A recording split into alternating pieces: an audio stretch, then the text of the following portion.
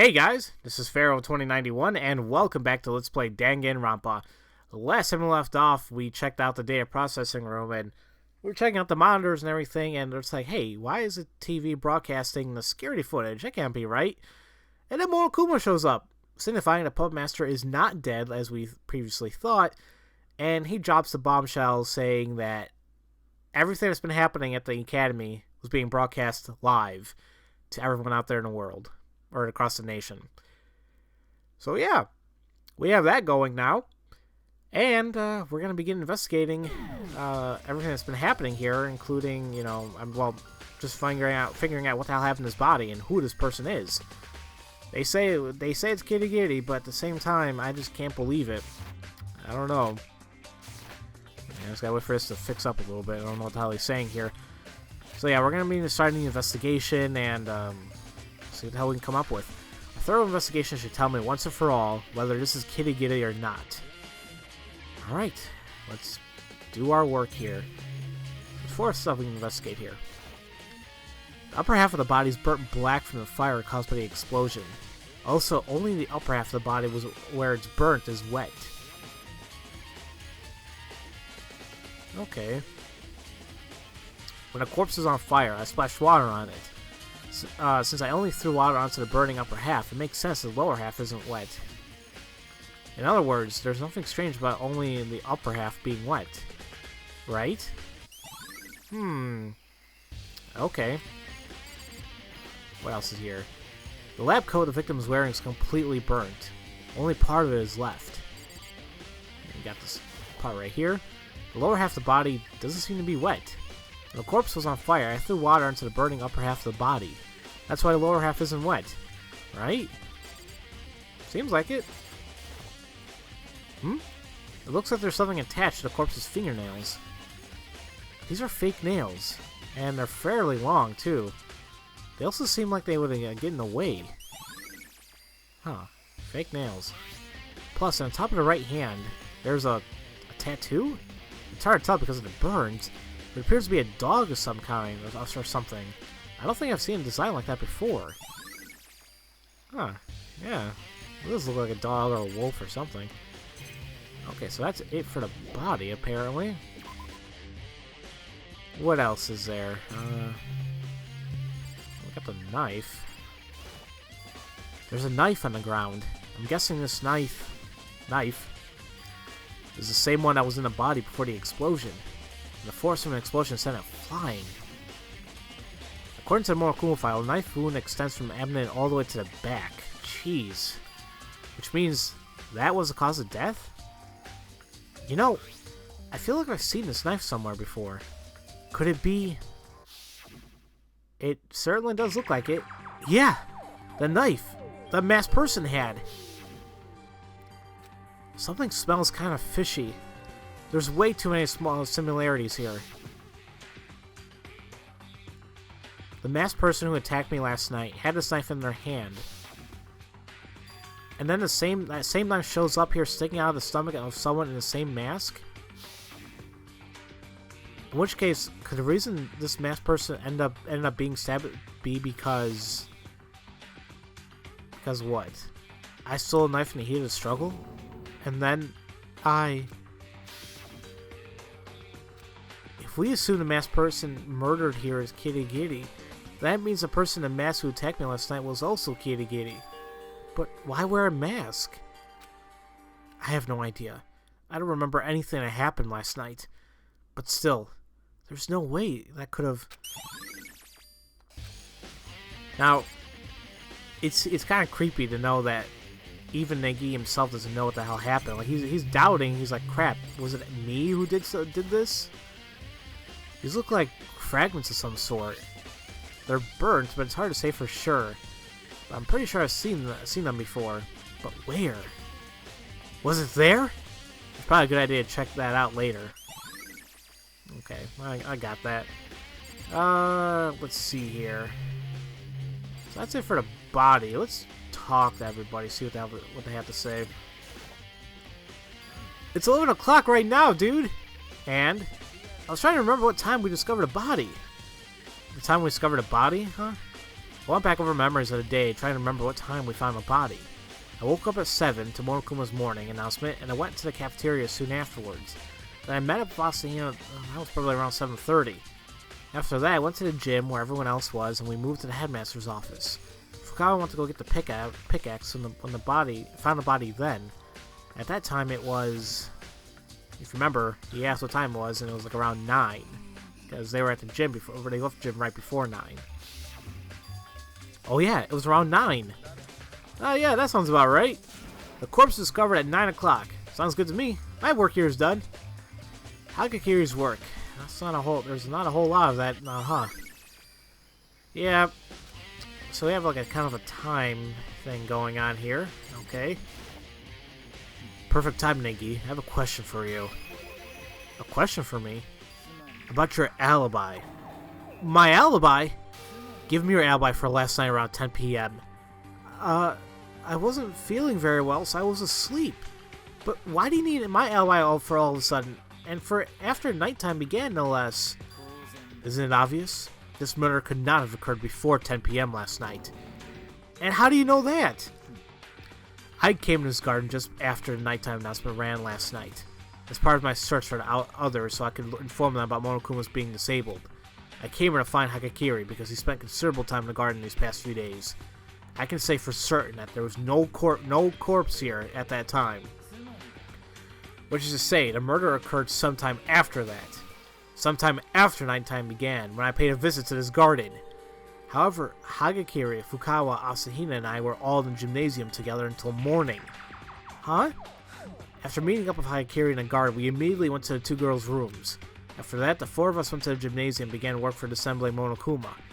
As a precaution, we avoided individual activity during that time. We even went to the restroom in pairs. In short, the four of us have perfect alibis. On the other hand, the only ones without alibis are me and Kirigiri. And assuming that corpse belongs to Kirigiri, the only one without an alibi is me.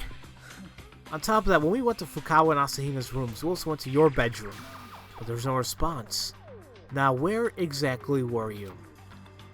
I was in my room, honest. I was just asleep because I wasn't feeling well. With no one to confirm what you claim, that doesn't qualify as an alibi. Yeah, I know. So, what's your next move? The board is now laid out in your favor. This is kind of bad, isn't it? For me to be the only one without an alibi. Yep, pretty much. Doesn't look very good. And after all this, we still don't know who the body is. But whoever it is, I won't look. I won't black out again. Yeah, please don't. Hey, Nikki, do you remember what the corpse looked like before it blew up? I'm pretty sure their face was covered by a mask, and their body was covered by a lab coat.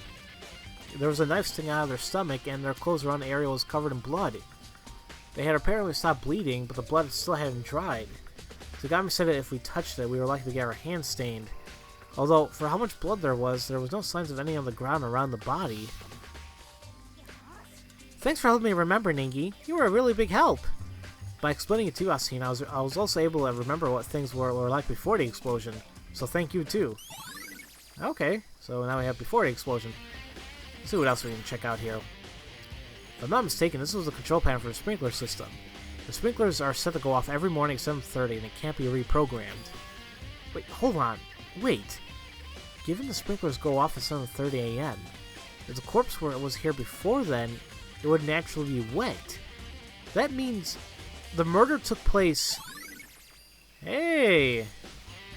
Yeah! I think I have my alibi now, Tagami. The forest profile I mean, no wait, come on. Come on, explain it to him. It's not that hard. Never mind. Guess it still hasn't clicked for him. The chicken coop, there are chickens in it. 4 chickens. Wait, 4? What's up, Nags? A good time hack here. I got a question for you. Do you remember how many chickens were in this coop? I most certainly do. Exactly 5, dude. Oh, really? What's wrong? Well, I'll take a look in here, and yeah. one's missing. There are only 4 chickens here. What? Ah! Well, that's weird. I wonder when it went missing. Well, I checked on them yesterday, just before nighttime, all 5 were there. Oh god, what do we do? 5 turning into 4 is a colossal problem for the fabric of the universe, dude. It's like a jigsaw puzzle. Even just one piece missing and the universe remains forever incomplete, dude. Ignoring Hagakiri, could a chicken coop going missing have something to do with this murder? Huh.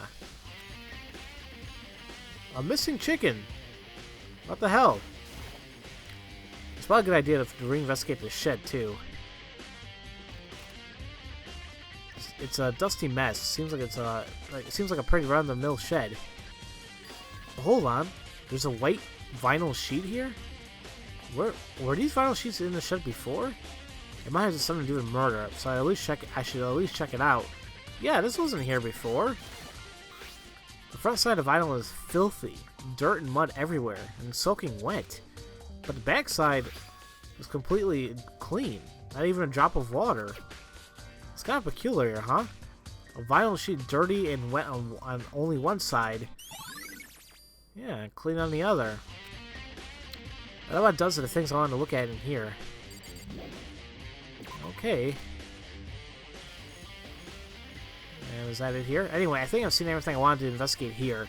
But it's still not over. There's still other places that need to be investigated. I need to go there to figure out the source of these fragments I found. And I need to collect as much information about Kitty Giddy as I can possibly can. Is that corpse really Kitty Giddy's? And if so, was it Kitty Giddy who attacked me last night? I probably had to answer those questions by finding out more about Kitty Giddy herself. She hardly ever spoke about herself. But if I go to her bedroom, I should be able to find something out. However, the key to her room was taken by Tugami because he was being a douche. I gotta ask for his help and see if he'll lend me the key to Kitty Giddy's room. Okay. Hey, help me out here. Hey, Tugami, if you're here to make excuses about your alibi, save them for the class trial. No, it's not that. You have the key to Kitty Giddy's room, don't you? I was wondering if I could borrow it. You're a suspect. I can't give you the key. But I could escort you to her room. You do that? I have things I want to investigate first. Ask me again later. Depending on how I feel then, I'll probably bring you to her room. Later, huh? In that case, I suppose I should spend some time investigating other areas. Particularly, that other area. Okay, that other area. So, obviously... Well, maybe not obviously, because I know when I first started playing this game, I'm like, what the hell those fragments could be? But then I was looking at the red, and I'm like, well, there's something kind of red as well. And remember, in the gym, we took out that bomb, and actually, where the hell did the bomb go? Wasn't it here? Okay, but I was saying like it had to do something about the fragments we found, well, in the Monokuma doll. Monokumas doesn't still have parts are scattered over the gymnasium floor, except, as I thought, it's not here. Yep. That could mean that the bomb was used in what happened to the corpse. That bomb has gone missing. There's no doubt about it. The fragments in the garden were, yep, part of the bomb, apparently. Okay, so I figured out what was bugging me. Next is Kitty Giddy's bedroom. I should go back to the garden and ask Tugami about that again. Okay, no, back to the... There you go. Back to the garden. We're making some good progress here. Although I may do another episode just for the investigation, because once again, it's always when you get to your end, more stuff happens that prolongs the episode, and it's like I don't want it to go on too long. In that case, let's just ask him to escort us to her bedroom. Hey Tugami, are you ready? Are you about ready? Kitty Giddy's room? Let's go. Hey, wait, Tugami! I ran out to catch up with him, and we both hurried to the dormitory. Alright. If I remember correctly, her room is like, yeah, right here. Okay. I'm opening the door now. Tagama removed Kirigiri's key from his pocket and inserted it into her door. There. Thanks. Thank you, Tagami. It's kind of actually, you're being really nice now. Thank you. Alright. Now, let's see what we can find in here. So this is Kirigiri's room, huh? Nothing out of the ordinary, really. I mean, I was, you know how, what's his name? Hagakiri's room was like a little bit more, not to say customized to him, but, you know, it had like all the shaman stuff. So, maybe I would have thought there could have been something here about Kirigiri, but apparently not. But in any case, guys, I'm actually going to end the episode off here. And in the next episode, hopefully, I can finish off the, what the hell was I going to say? We can just finish off the investigation, because I don't think there's much left, but I'm afraid it may be going, if I continue on, it may be too long. So, as usual, thank you all for watching, and I'll see you guys next time for Let's Play Dangan Ronpa. I'll see you guys later.